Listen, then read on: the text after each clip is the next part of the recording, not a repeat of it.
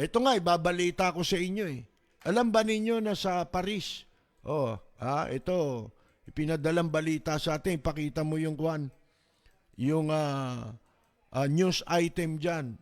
Kaya lang, nakasulat ito sa French. Batas yata yan eh. Yung isa, yung parang merong banner ng dyaryo. Ito kasi yung batas. Iyan. Nakasulat ho dyan, ipinaliwanag sa atin ni Mabel Carubio. Siya nagpadala sa atin nitong article na ito. At tinagalog niya, lumalabas po na nitong Biyernes, nakaraang linggo, Biyernes. Alam ba ninyo na sinalakay ng pulis, ng mga pulis sa Paris, France, ang isang parke, mga kaibigan. At dito ay nahuli nila ang 3 Pilipino.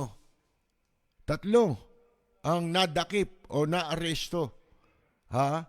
Mga 50 kapulisan daw yan sa Paris. Dahil yung parke ay ginagawa nilang doon nila idinadaos ang illegal na pagsusugal. Ginagawang venue ng sugalan. Alam nyo ba sa Paris? Diyan, napakaraming park dyan.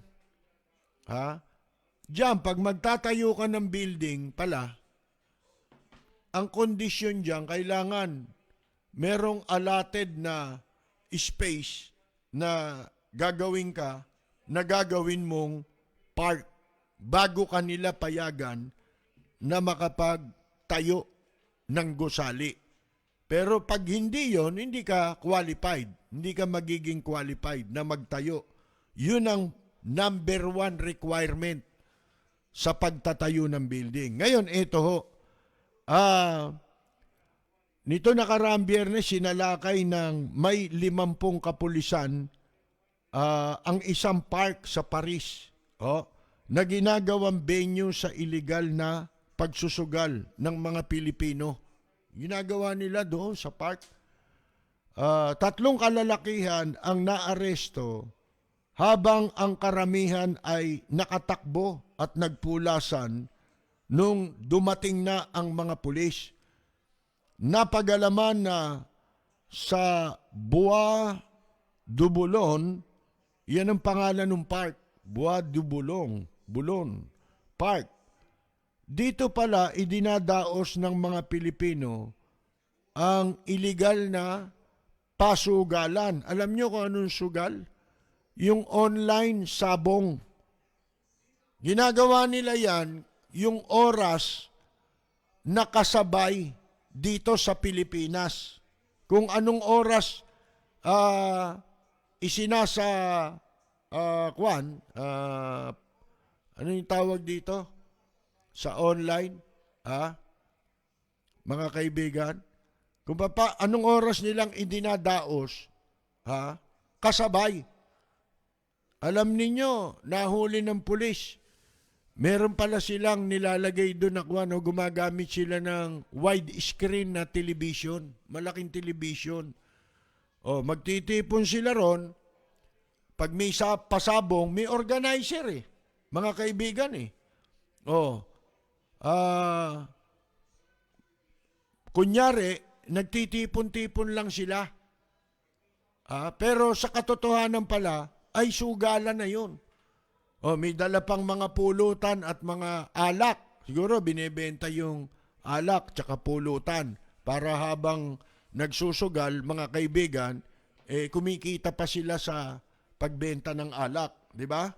Kabilang po sa naaresto ang 2 sinasabing organizer ng pasugal, habang yung isa sa kanila ay pinalaya. 3 yung inaresto mga kaibigan Kasamang nasamsam ng mga otoridad mula sa mga suspect ang widescreen na television.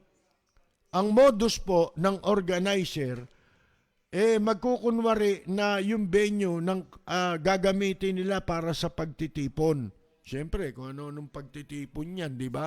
Kung tayo nga tayo ay gustong makita ng mga kababayan natin diyan sa Paris, idinaos din yung aming pagtitipon sa sa park din Hindi ko alam kung yan yung park na yun Ang laki nun yung park na yun, mga kaibigan.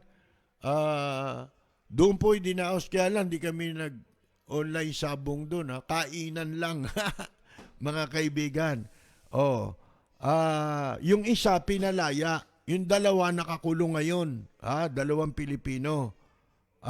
Ang modus daw ng mga organizer, yun nga, magkukunwari na gathering yun, kunyari, mga tipon-tipon lang nila, meeting-meeting, para magkasiyahan. Pero, siguro natunugan na to at meron na nakapag-tip sa mga otoridad. Nakakahiya, Ayan sa Paris, isipin ninyo. Kaya sumasama ang imahe ng mga Pilipino. Yun nga lang sapakan dun sa Paris Mga kaibigan, nakakahiya na yun Bakit? Kasi, maaring gawin na rin yan sa ibang Pilipino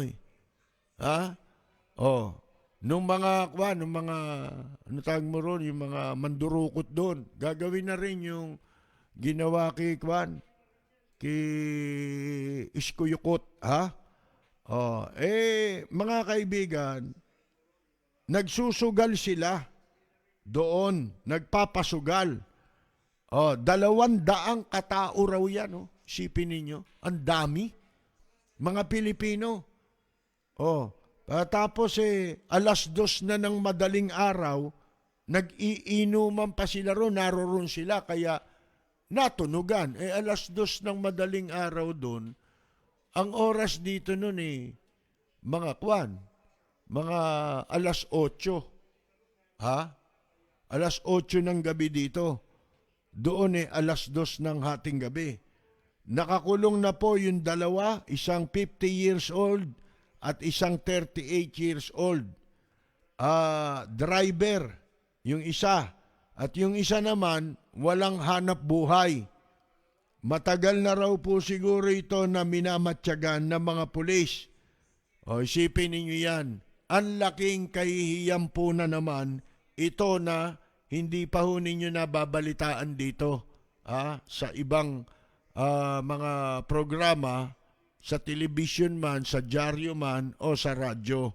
Dito po kauna-unahan sa programa nating Lapid Fire. At pinasasalamatan natin si Mabel na siyang nagpadala sa atin ng balitang ito mula sa Paris.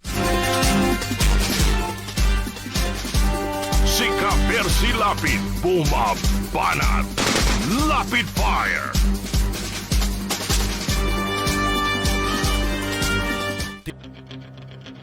Walang preno kung bumatikos. Malalim at makatwirang komentaryo.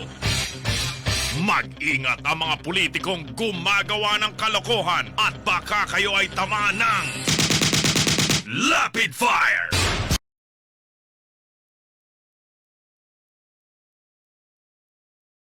Ayan merong nagtotroll Reynaldo. Mga hindi naman totoong pangalan niya, mga litrato. Alam niyo yan, pag tumirada yung mga troll, minsan, isang tao lang yan Isang tao lang, marami siyang fake account.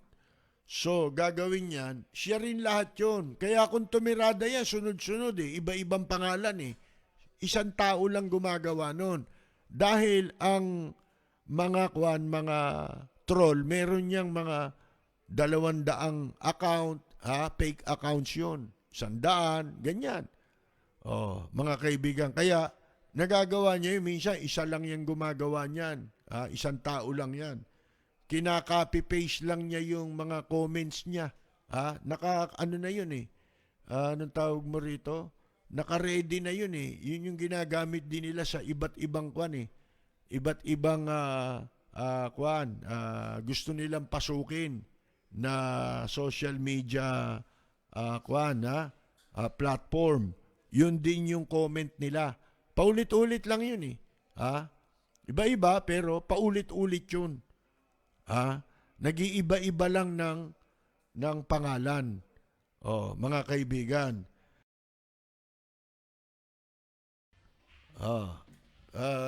Mga kaibigan, yung mga kababayan nating PhilAm na bumoboto sa Amerika, huwag niyong kalimutan sa New York 10. Ika-10 distrito ng New York. Ang pangalan ni Dan Goldman. Sino yan? Ang lakas pala niyan. Akalain ninyo itong si Attorney Dan Goldman, yan yung abogado sa impeachment ni labang kay President Trump, di ba? Ito pala ho ang eredero ng Levi's. Alam ninyo, tagapagmana ng Levi's. Alam ninyo, siya ay naglaan ng pondo para sa sarili niyang kampanya. Hindi siya aasa doon sa mga donasyon dahil ayaw niya na magkaroon siya ng utang na loob na babayaran kung siya'y mauupo na. Di ba maganda? Sarili niyang pera gagamitin niya. Dan Goldman, yan ang pangalan nung kakandidatong congressman na dating nagtatrabaho sa District Attorney's Office. At siya ang tumayong lawyer laban sa impeachment, sa impeachment laban kay dating President Donald Trump.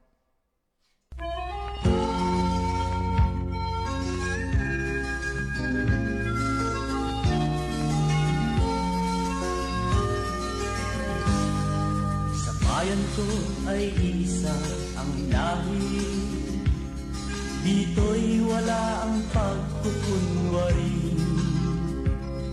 Hindi padagay, sadyang kilala sa daigdig, may pagkakaisa sa bawat nais. Pag-ibig ay tunay. Ito po si Percy Lapid. Maraming salamat at magandang gabi, Arnel Ignacio.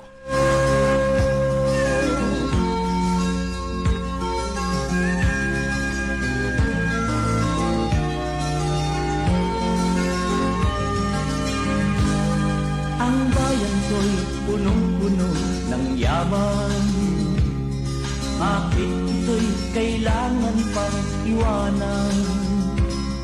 Hindi nga ba't anong sarap mabuhay ng buong ganap sa bayan mo, sumapit ng yaong wakas. Dito sa bayan ko, lahat kami pantay-pantay, walang nang-aabit, ang pag-ibig ay tunay. Dito sa bayan ko, dito'y makikilala mo ang mga kaibigang nagmamahal sa'yo. Dito sa bayan ko, lahat kami pantay-pantay, walang nang-aapit, ang pag-ibig ay tunay. Dito sa bayan ko, dito'y makikilala mo ang isang kaibigan, ang mga kaibigan, ang bawat kaibigan na